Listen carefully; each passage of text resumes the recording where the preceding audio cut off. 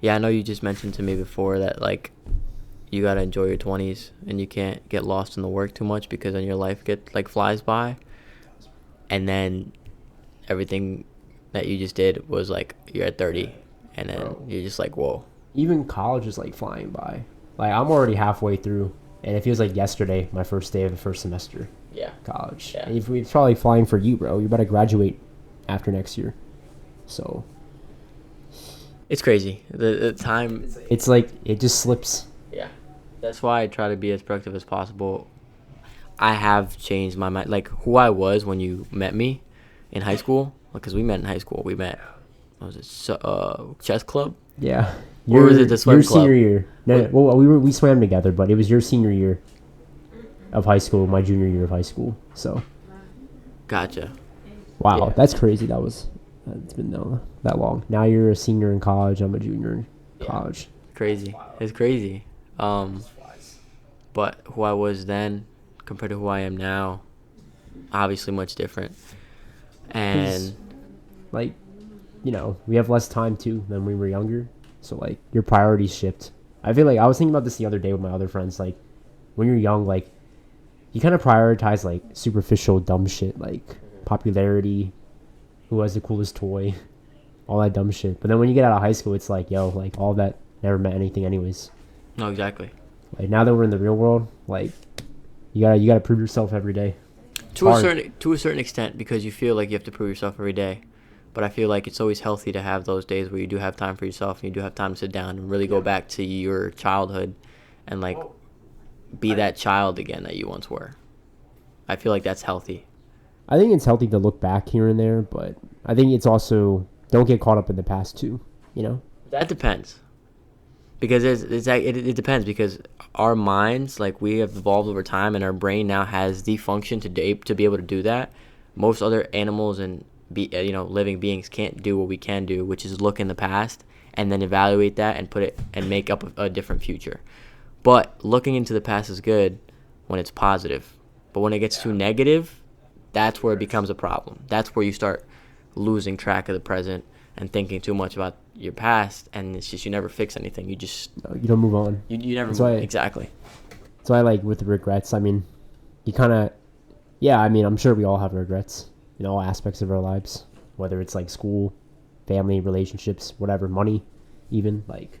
But I don't know. You can't do anything about it. It already happened. So yeah, you just gotta keep moving forward.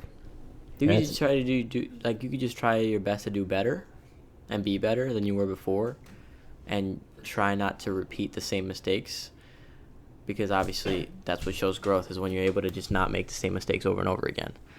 But you know what I have learned is, let's say I see that you are still doing the same BS that you used to do, right? Like let's say you used to, really love going out all the time, and you still do that. And it's like, I wanted to come to you and be like, yo, you got to stop spending your money and your time on these insignificant things that don't make you better as a person or better you as a person. The problem that I have come into when I've tried doing that, like I've tried taking my friends and telling them what I've learned and trying to fix them to be better, it's like that's the issue right there, is trying to fix somebody, because everybody has their own timing set up.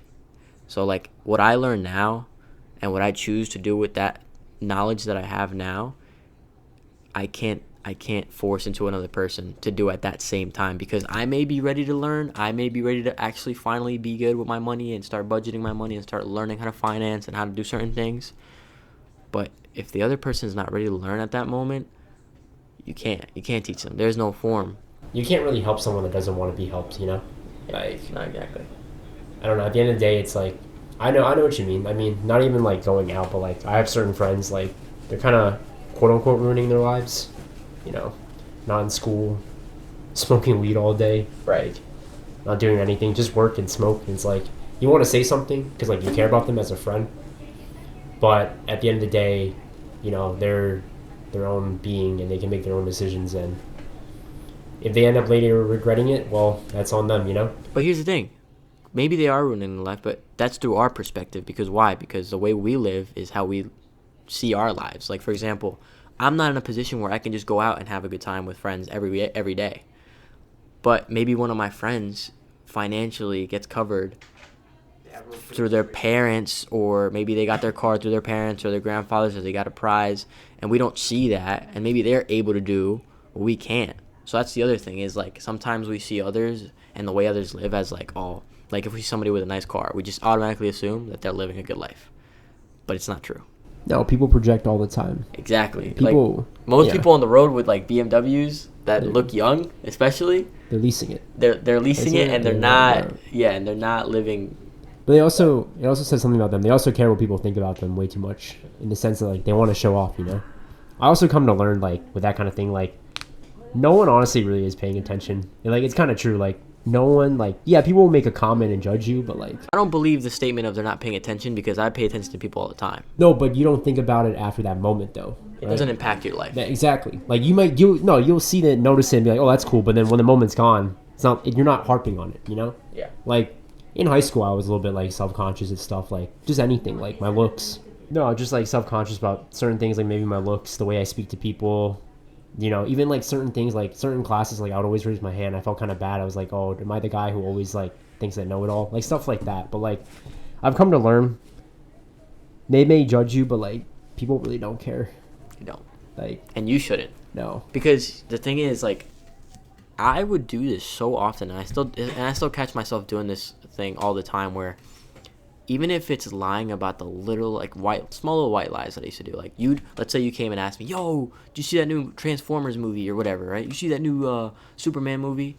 And then I'd literally go up to people and be like, yeah, I have seen it. When I haven't seen it, it's like the dumbest thing, right? Because I just want to feel more connected to that person at that time. You don't want to be like that one guy who hasn't seen it, kind of thing. Yeah. Exactly. But in reality, it's like, it's better to say you didn't see it, because you just get like, it's just stupid. It creates more awkward, because like they'll ask you questions about it and then you can't answer it. It's like, oh, well, yeah. Then you and then you try to like make it seem good, and you try to get around it, and then you just look even more dumb.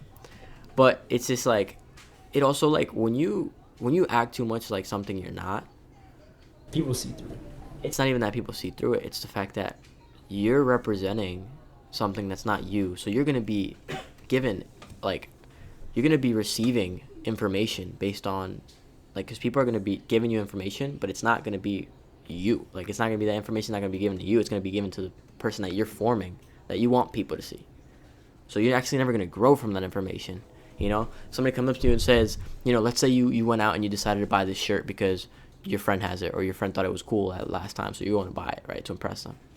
And then you go out with a different group of friends, and they go and they're like, dude, that shirt looks stupid. It's going to hit you a lot more, because you just went and did something for somebody else, but then didn't get the outcome that you expected from a different group of people. No. You know? That's why you shouldn't. And then you can never at that point tell them in their face, okay, it looks stupid, but I like it. Because you didn't buy it for you, so it's like you can't do that, you know? That's why you shouldn't waste your time trying to impress everyone, because you can't. You can't. Yeah, there's so many different types of people in the world. Like, there's always gonna be someone who doesn't like you. You could be the nicest person in the world. There will be someone out there who doesn't like you. That's okay. Yeah, that's okay. Yeah. That's like, because we don't like people. No, I don't like. There's certain people I don't like. It's not even like they maybe have not even directly affected me. It's just like I don't like them. Exactly. It's just we always have that like natural bias. Yeah. Of certain people. The way, because it's like, I think it's also like our upbringing, our own each upbringing, experiences, values, and perspectives. Like, you see that in college too. You meet all types of people in college. Yep. Do you hang out with every one of them? No. You don't. The other thing is not opening your mouth about things you don't have to open your mouth about. Because you can think a certain way about someone or something, but that doesn't mean that necessarily it has to come out of your mouth and be projected onto the world. Because in politics. Especially politics. I don't like really talking about politics, but yes, especially politics. Because that's what happens a lot. And people, and nowadays especially, people take everything you hear literally. So you have to do that for yourself, to protect yourself, but also do it for others. Because by letting these thoughts and making and projecting them into the real world, you're actually projecting negative energy by saying something negative to someone else. And it's only going to get worse from there. Right. Well, because in a way, I think, it's not directly selfish, but in a way it kind of is, because like in that moment you think your opinion's the only opinion that matters. In a way, like you don't look at other people and think like, oh, there are other people with different values, perspective, opinions, whatever. likings and dislikings, and like you can't when you I guess like when you live in a bubble. I guess like throughout your childhood, you grew up with the same people, same town, whatever. You see the same people every day, right, in school. It's like you form like a bubble. It's like you don't really know what that outside world is like. But then when you go to college and you go away from home, it's like there's a whole different community, whole different, you know what I'm saying? Like, and you can't, and depending on where you go, location is a huge factor of where opinions play, you know? Like where you travel, where you go to college, whatever. Like you can't be as, I wouldn't say not the word confident, but like as stubborn, you know? Like as I'm trying to find the word. Yeah, stubborn, or like you think your opinion is the only right opinion. You know? Because in the real world, Hard-headed. Yeah, hard-headed. Yeah, exactly. That's the word. Because like especially in the workforce, right? Like you might not like something your boss, your other employee, whatever coworker does, but if you want to keep the job, you got to deal with it. So Yeah, especially because you don't know 100% of the story.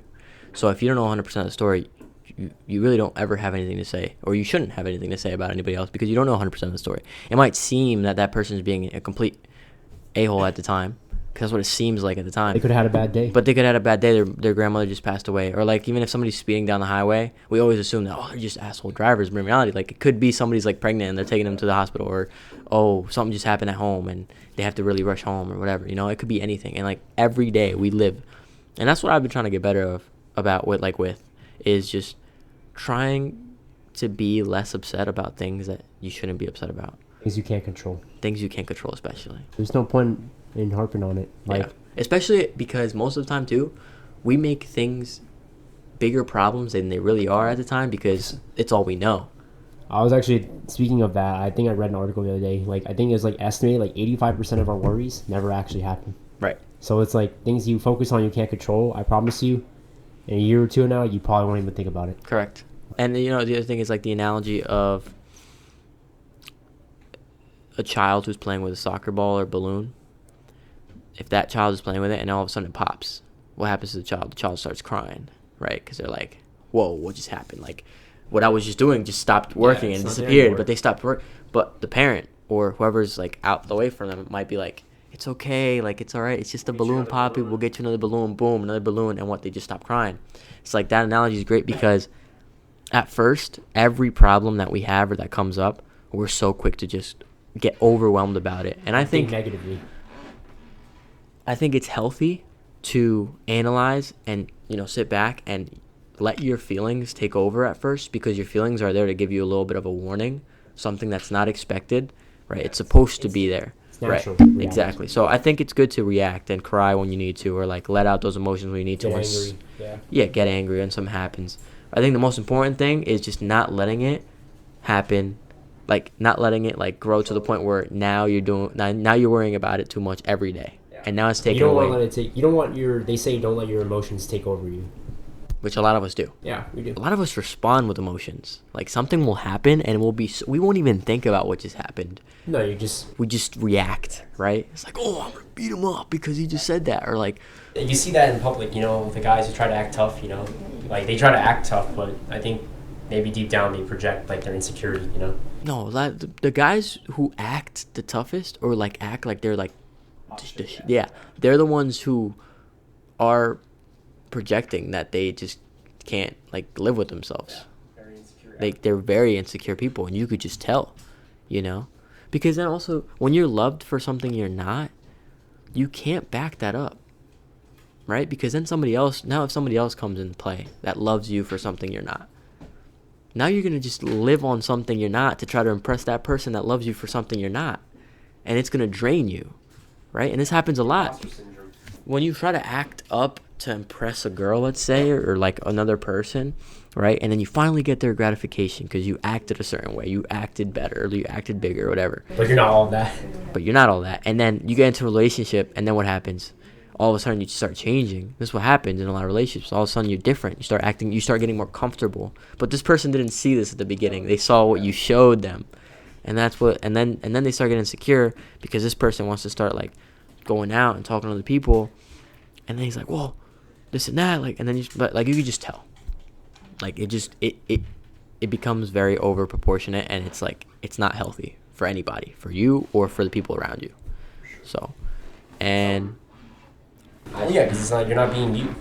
You're like, you're playing a character, and like you can't play that character 100% because it's not you. That's why like a lot of it's imposter syndrome. Like famous people, right? Certain famous people, they have a lot of imposter syndrome because it's like they're famous for, especially I think actors and actresses, is like they're famous for that role they played. They're not famous for them being themselves, you know? Yeah. So like they have, Leonardo DiCaprio should be a boat expert. He made a movie about sinking, on a sinking ship.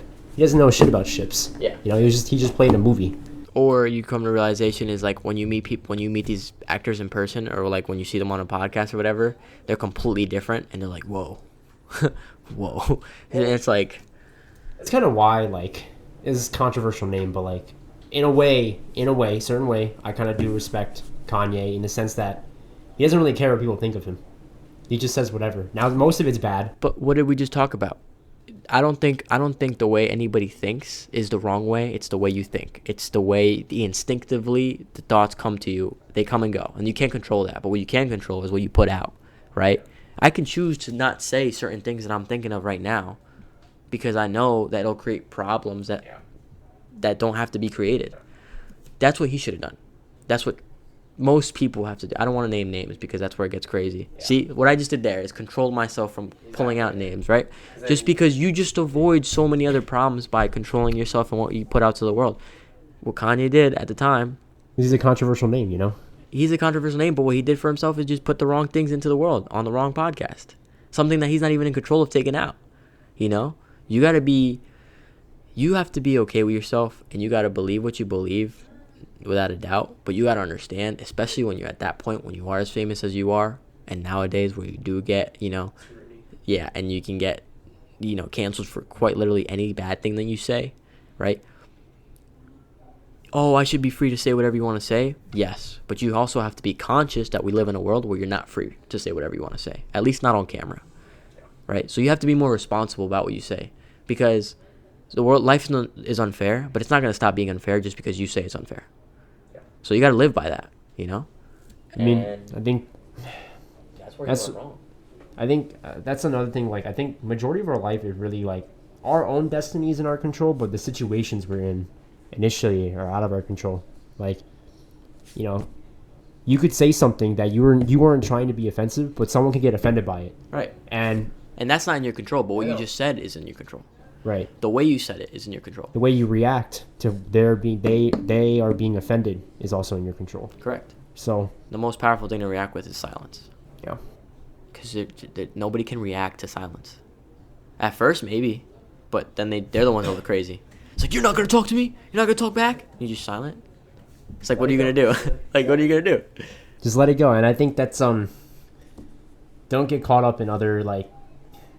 What is it? Petty BS, like, especially like certain things, like people online on Twitter, whatever, X now, like they just argue over nonsense, and people will argue over anything. That's just how people are. That's just human nature. And so like, definitely as I've gotten older, like going back to like focusing on things you can't control is like petty stuff, like especially now we're getting so busy with our lives, like you don't have time for pettiness. Why are we so hell bent on like half of our life nowadays? A lot of people live it on the social media platforms where we are constantly seeing what other people are doing, but we don't take in consideration that we have our own problems going on that we have to solve. It's like, why do we do that? Like, why are we so curious? I think it's we're also just social creatures, though. I mean, yeah, like, but social in one way. We're social creatures, but you can go be social outside. I mean, bro, I went into a classroom last semester. All my classrooms that I would walk into, straight people on their phones, people watching YouTube on their computers. You think it used to be like that? Dude, it used to be you wanted to go see I'll give you an example, right? When I'm in South America, right, because I used to live there, so I have friends there. When I go to South America, I leave my phone at my house every time when I go out. And guess what? Do you think I text message my friends and tell them that I'm coming over, or that I'm like, oh, hey, can we hang out, this and that? No, I literally make it to my house, and then I take a walk through the woods, go to their house, and literally walk into their backyard as if I live there. Like, right? And it's perfectly, and they'll see me and they'll be like, "Yo, he's back," this and that. Like, that's pretty cool. It's kind of dope. It's beautiful, honestly. Instead of me having to be on the phone, seeing if somebody's available at a certain day at a certain time, no, you could just go and knock on their door, and it's perfectly fine and it's normal. That's how it should be, at least. Well, back in the day it was. Nowadays you trespass on someone's lawn and they fucking yell at you. You know. They get mad over anything, and they also, I think it's because they need a reason. I feel like a lot of us need a reason to be mad or be upset or be this, and it's like, dude, you waste so much energy on being negative for no reason. You know, you could be using that energy to be positive or productive, and you just don't. It's not how it doesn't help anyone. That's why, like, even people who like complain a lot, you know, it's like after a while, it's like you get kind of tired of it. You know, energy draining in a way. Like, yeah, we all complain here and there. Our lives are not perfect, but like people who are just constant Debbie Downers, like you kind of want to stay away from them. And you have a choice to do that. There's a choice to do that too. It's like you're just like killing the mood, you know, dimming the mood. It's like the whole idea of you want to find your wife, why are you going to the strip club? I don't understand the analogy. Well, the idea is that like you're looking for something in the wrong places for the wrong reasons, expecting outcomes that don't make sense, right? So like for example, let's say, perfect example, you want to save up for a car. You really want that car, right? But you're spending money on going out and food and this and that, right? And by the time the year comes around and that year you wanted to buy a car, you don't have money and you wonder why. It's like because you didn't do what you were supposed to do to get that outcome, right? So that analogy is supposed to be like, don't go, you should go to church to find your wife, not a club. It's like the idea is that it's there. Like people look like they do things expecting a certain outcome, but they're doing the wrong things expecting that certain and they're not changing their circumstance, so they just keep complaining. And they're not planning. Because people don't plan things, right? We make, like, it's like this thing, I heard it on a podcast, it was like this thing where it's like, the guy was like, we make these dreams, right? And then we make these dreams, we verbalize it, we put it out to the world, right? We say we want it to happen. And then we go to sleep. And then the next day, you eat, you do your thing, you know, you go to the gym, whatever, blah, blah, and you go to sleep again. But you never sat down, really thought about how you are, like, if you want to make it there, how are you going to make it there? You don't sit down and write it down, make a plan. What do I have to start doing to get one step closer to that dream, right? My dream is I want to be a professional golfer, right? Well, that means that if I sit down and I talk about, okay, what does it take to be a professional golfer? Well, it takes time. It takes a lot of money because golf is expensive, right?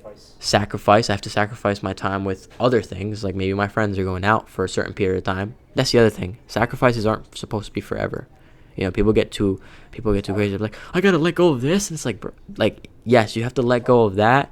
You can't gain something without subtracting something from your life. That's the balance part, right? I learned that the hard way. You can't do everything. You can't. And you have to learn how to say no to not doing everything, right? Because for you, for example, you have time in your hands, so you're always like, oh, I want to do this podcast. But for me, I really haven't had that time to do that. And that's what I've been sacrificing, you know? You've been sacrificing time with your friends. 100%. To do what you want to do. It's hard. I definitely, like, coming to college, like, well, since I'm pre-med, like, my GPA matters a lot. I need A's and B's, and it's hard because, like, I can't go out every Friday night. I can't go out. I can't party. I have to, because I can go party, but there's no guarantee the next day wake up from a hangover, I'm going to study. But I have to study. The only consistent thing about life is the inconsistencies. And death. Those are the two. And taxes. Sure. But that's just adding things on. But you get my point. Like, my point is, because you're tax-free in Cayman Islands. Like, there's certain areas that are tax-free. Yes. So that's why what I'm saying is, for everybody that lives in this world, there are two certain things in life. That life, the most consistent thing about life is the inconsistencies and death. But going back to the sacrifice thing, I think you have to, you really do got to prioritize it, even like in all aspects of life, not even just your goals, maybe even certain friendships, right? If you want to become close to someone, you got to spend less time with the other people. Otherwise, you're not really, like, you can't be everyone's best friend. You can't. You have to pick and choose at the end of the day. And I think And I think like, no, it's like, you know, if you're a social guy, like, oh, you like talking to a lot of people, but like, that's why like people who are like popular or like know a lot of people, they feel lonely because it's like they don't really connect with anyone like that. But if you find that right person, you pick and choose. You know, you gotta commit. You know, even taking care of a pet is a commitment. Everything in life is a commitment. Your body, your health is all a commitment. Yeah, and you know, like that celebrity thing that you mentioned just now and earlier too, like the thing about like, if you think about it, like actors, right? They're fans. They love their performance. They don't love. They don't know who. I don't know who Tom Holland is As a person, I know who Spider-Man is, right? But that's my point. Is like we love what we see, what we're shown, but you don't know the real them. You don't know where he came from, what he does every day, how he lives, how he talks. A lot of people didn't know he was British until he came out on a podcast or on other videos, and they were like, "What? That's crazy." Because you're not. That's why, like, well, I don't know, like certain jobs. Like, I'm not gonna lie, like, I wouldn't want to be like crazy famous like that. Like maybe when I was younger, it was cool. Oh, look at me, so many people love me. But as I'm getting older, it's like, is it even really worth being like that well known? Like I wouldn't mind being a little famous, but like imagine being like, I don't know, Mr. Beast or Ronaldo. Like that's a lot of pressure. Millions of people know you, criticizing you, judging you, saying whatever they want about you. But they're judging you for not you. Like that's my point. It's like it's millions of people judging you every day for something you aren't. That's what it is. It's they're loving you and judging you for something they see and they perceive. You don't even know who they are, but they know you. But they don't know you. Yes, but like, you know what I'm saying? Like, I'm sure, you know, it's kind of weird in a way. Like, if someone comes up to you, you don't even know, and they like start saying, I love you, I love your work. It's kind of weird, right? That's why I like the whole thing about like, oh, why are you saying I love you too early? You don't even know me. Yeah. You know, it's the same thing. It's like, yo, it's like kind of off-putting. It's like, yo, that's way too much. Like, you don't even know. Like, I don't know. Someone said it. So it was like, yo, I've had fans come up to me saying I saved their life. And I was like, what? It's like, yo, like your music saved my life. And I was like, yo, that's a lot of pressure to put on someone. It is. Like, but say that. It's kind of like, not too much, but it's kind of like one man's garbage is another man's treasure. You know, because there's a lot of artists also that have like bad songs that they hate or they aren't like proud of. But that one bad song could have saved somebody's life. Or that one bad song could have meant something more than it meant to them when they were making it, or it could have impacted them differently. That's the beautiful thing about art, because like that's why. And I think conversations are a must and should happen more, and they don't happen enough in person. Between like conversations like this, right? Yeah, I mean we live in a digital world, you know. Yeah, like, I love digital, but I hate digital. Like I deleted Snapchat, I deleted TikTok. Oh really? Yeah, and for people out there that are like, well, but my business is centered around Snapchat and TikTok, and just a little bit of advice here. Your business is set around these things. Well, half of the time, like on TikTok and YouTube and Instagram, you can go on the computer and post. You don't have to do everything on your phone. It's like, but it's more convenient. I'm like, you just keep coming up with excuses for something you can easily limit or control. Right? I'm not saying if you don't want to get off social media, don't get off social media. But you can limit it. You can find ways to get like not do it too much. And discipline. It's all about discipline. Exactly. Like people complain about things all the time they can control, you know, whatever. It's like, I don't know, their body weight, social media usage. Is like, yo, like, why are you complaining? You could literally get off now. Like, just, you know, stop what's the word? Like, what's the phrase? Like, stop being reactive towards everything and be more active. Like, instead of complaining about your body, if you don't like your body, weight, shape, whatever, go to the gym. You can literally go now. You know, start now and change something about yourself that you don't like. It's not changing. I don't like the word change, because change implies that you have to act a certain way in a way. So I like the word improve. Okay. Because you're not necessarily changing who you are. You're just improving. You're changing your habits, though. Okay, that's better. But I think in that case, the sentence should be change your habits or your form of how you do certain things to improve yourself. Okay. But not changing yourself, if that makes sense. But like also in a way, but like change your mindset, you know? Like improve your mindset. Yeah. Mentality really is like end all be all in life. Like the way your mental state is like it pretty much determines your life. Yeah, but here's the thing, right? What you just said too, that's why I believe in power of words are so like words are actually more powerful than we think they are, and we let them go so easily, is like you just said, change your mindset, improve your mindset, because you can't change your mindset. You can't change the way you think. But you can improve it, right? And you can work towards getting to a point where you're not so cluttered and flustered. And it's like, if I got so much on my mind, it's like, why you got so much on your mind? It's like, I was talking to Ben the other day about it, and he was like, yeah, I've really been getting into, not Ben, Diego, actually. Diego, my friend back at college. And he was like, yeah, I've been getting into the habit of every time something negative comes up in my life, I take a step back, I write it down, and I analyze it, right? And it's like, for example, let's say you're super stressed and super anxious about something, right? At the end of the day, you write it down, you're like analyzing it. Why was I super stressed? Why was I super anxious? You either try to remove whatever that was, or you try to avoid it later on so it doesn't happen again. We don't do that. We react, and then we go to sleep. And then we wake up, and we're like, okay, it's a different day. It must be good. But then the same thing happens, and they're like, okay, we react, and then go to sleep again, expecting different outcomes without planning them out, or without trying to work towards improving them. Nothing's going to improve in your life unless you do something about it. Exactly. Nothing. Yeah, exactly. Like, you have to be proactive about everything in your life. Like, if you're just gonna sit and complain the rest of your life, well, life doesn't owe you anything. You'll just sit and complain. Complain, and you're probably gonna pass away one day, and life's gonna keep going.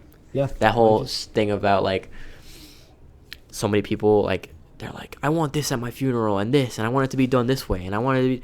It's like, dude, we plan our death more than we plan our life. And it's like, dude, after you die, bro, the people that go to your funeral are probably more worried about how the food tastes at the funeral than you and what happened with you. Most people, at least. And then some of your families, and they're gonna be like upset or whatever. And then, but eventually, 10 years down the line, it's gonna be what it was, and it's gonna be what it is. I think going off to that, I think we really do pay attention to, like, insignificant things in our lives. Like, really, we really do. Like, certain things, like, maybe, like, with certain people, like, I might say something, and I'm like, oh, maybe I should say it this way so they might be more, quote-unquote, impressed or something. But, like, really, like, after that moment, like, they probably won't even think about it. Like, that's why, like, I think when I was younger, I used to be really goofy. But then I stopped being goofy. I was like, you know what? Like, they're not even going to remember that joke 5 years down the road. They probably won't. Most likely they won't. Like, I would just, like, we harp on things that, like, really, like, I don't know, like, just don't matter a lot. Especially when we're young, like, oh, like, I don't know, like, who's got better grades or who's more good with the girls. It's like, yeah, I mean, yeah, there's nothing wrong with being upset about it, but, like, don't overly, like, ruin yourself, ruin your mood about it. That's also what you got to try to stay away from. If you have friends and you're doing something good for yourself and you finally pass those friends at a certain point, like, let's say my goal in my life was to get better at making money or financing and get better at managing money, right? Yeah. Getting more financially knowledgeable. Let's say a year down the line, I'm finally more financially knowledgeable and financially better than my friends are. You have two types of friends. You have a friend that you go tell them, yo, I got $20,000 in my bank now, right? But they only got $5,000. They'll come around and tell you, yeah, well, I'm still bigger than you, right? But you got the other friend that goes, dude, yeah, I can see you're growing. Like, I'm actually really proud of you, bro. Like, keep doing what you're doing. Those are the two different types of friends. The one friend is going to be jealous. You got to stay away from those people. If you have friends that are jealous of you and your progress, that's just bad voodoo for you, bro. That's just, like, not what you need. Because they're never going to make you feel like you're actually making progress in something, because they're always going to tell you what you're not making progress on. But you can't make progress. You can't climb 100 ladders at a time. One at a time. You can't climb Mount Everest and fucking swim down to the Mariana Trench at the same time, dude. No, I agree. I think people who do talk down to you, or quote-unquote friends who talk down to you a lot or criticize you, they're not your friends. There's constructive criticism, and then there's just straight hating. Yeah. They're just jealous of you, and they're always, like, they're never happy for you. They're always, oh, well, you're not this, oh, you're not that, or, oh, you got this because you got lucky. All this BS, You should just be happy for your friends, that they got what they got. And it's like, all aspects of life. Oh, your friend got a girlfriend and you're still single. Like, you should be happy for them, Yeah. That they're in a relationship, they found someone they love, or they can be in a relationship with them. and then you move on. Yeah, because often I've been a victim of this myself. I've been I'm not a victim. What's the opposite of victim? Hero? No. No. No, You've been like the doer. Like Yeah. I've been one to do that myself, right? Portrayer? No. No. That's not the word. I don't know, but you get my point. I've been the one to be in a situation where my friend got a girlfriend, and in my mindset, on my timing, I'm like, no, I'm single. You know, I'm making money for myself. He's losing out on money because he's got a girlfriend, and I'll go and tell him that. And it's just like, I sit to myself after, and I'm just like, dude, what? He's living a different life than you, bro. If he wants to go get a girlfriend, if he found somebody at the moment that makes him happy, and that's what they're focusing on now, let them do that. It's just because they're not on your timing of being single and making more money, that doesn't mean that doesn't necessarily that doesn't like mean that they are thinking the same way or having to go through the same mindset as you. So it's like, oh yeah, for sure. I don't know, like I think in my past experience and my other friendships, there's always been kind of like jealousy competition, not official, but like you could tell, like if I got something or they got something, like we'd be happy, but like it'd be like kind of like a fake happy, or like you'd undermine it a little, be like, oh well, it's not that impressive. We're competitive creatures. Yeah, we are. Yeah, we're at competitive heart by nature. Yeah, exactly. Like, and like they tell you to stop comparing yourself to your friends, but it's kind of like we all compare. We do. I think limiting is the key word. Trying to limit those things, like try limiting comparisons to other people online. Use them as motivation. Use your friends being maybe bigger than you at the gym as motivation. Don't let it like consume you, and don't think about it too much. And in fact, the best person to compare yourself to is yourself. Yeah. Oh, it's hard though. It's so hard. It's especially really at hard. our age, because like we're trying to, I guess what's the word, like find ourselves. It's like, yeah, I mean I've been guilty of comparing myself to my friends in all aspects: grades, relationship, money. Like it's never ending though. And they say comparison's the thief of joy, because it is, because there's always someone with more. But there's always somebody who started at the finish line 10 meters in front of you. Started at their starting line was 10 meters in front of you. That's the thing. That's why you shouldn't compare, is because, dude, you might be at 20K, but like for example, my boy who's like 170, my height, and we're the same age, but he's been hitting the gym for 5 years, and I've been hitting the gym. I just started hitting the gym. Like, why are you comparing yourself? You can't. You're two different journeys, like progresses. Exactly. And guess what? While he's focusing on the gym right now, you might be focusing on your money right now. So when he's bigger, you might have more money, and Exactly. and you might be smaller, but you have more money, and he might be bigger and he has no money. So it's like, but he's okay with that. That's the other side of things. It's like, you can't go to that friend then and be like, ha, you have no money, to make yourself feel better, because that's just hypocritical, and that's just selfish. And right? I think that's not saying anything about him. It's saying anything about you. Yes. Because like you're jealous that you don't have big like him, so you need a way to validate yourself by saying, "Oh, I have more money than you." Exactly. So. And now you're just on the wrong path. Yeah, now you just shit on your friend, and it's like, and now it's you like, just yeah. But being conscious about the fact that your friends, your family members, they're on different timings in life, right? And this is the importance of it, and why I said at the beginning, right, to wrap it all up, is kind of like you understanding that people grow up differently, they're born differently, they're raised differently, they have different income, they live in different income households that are like you might, not saying you do, but you might live in $1 million house because your parents have that, did their job, right, to feed you, to provide for you, and you live in a great house. And then you have this one kid, right, let's say me, who grew up in a sheltered, homeless shelter, and it's like, why are we comparing each other? Two different lives, bro. Two different lives, two starting points, two ways of living. But that's also why, you shouldn't actually ever take somebody and the way they think or what they say too literally either. Because how you grow up affects how you think and what you say and what you believe. I don't think anybody is necessarily wrong or right. I think they're wrong or right depending on the situation that you are in at the moment. And I think, yeah, there is no right or wrong way to live. There really isn't. There are people there with so many different lifestyles, in all aspects. Some people care about saving money, others don't, whatever, they spend recklessly, whatever. Own a pet, don't own a pet. It's like there's no right way to live. So it's like, even though we compare, at the end of the day, it's like they're not living your life.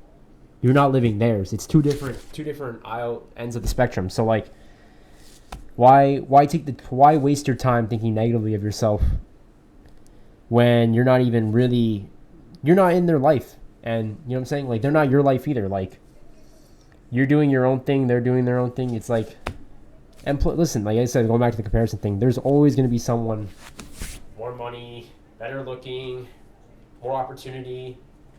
That's how life is. It's, you know, it's not really fair.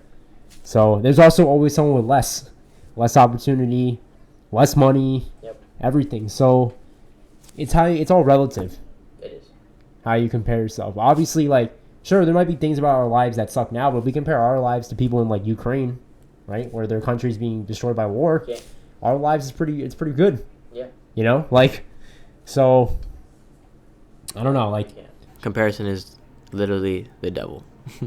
Yeah. It's the thief of joy. It's the thief of joy. It's the thief of time. It's the thief of making decisions based on everybody else. Like, it's just it does. But sad that we don't have more time to talk today, but we will continue this conversation soon. Daniel Lynn, everybody, thank you for coming on. Thank you for having me. It's a pleasure. Yeah, it's cool to start the podcast off with a bang, and catch you in the next one. Yep.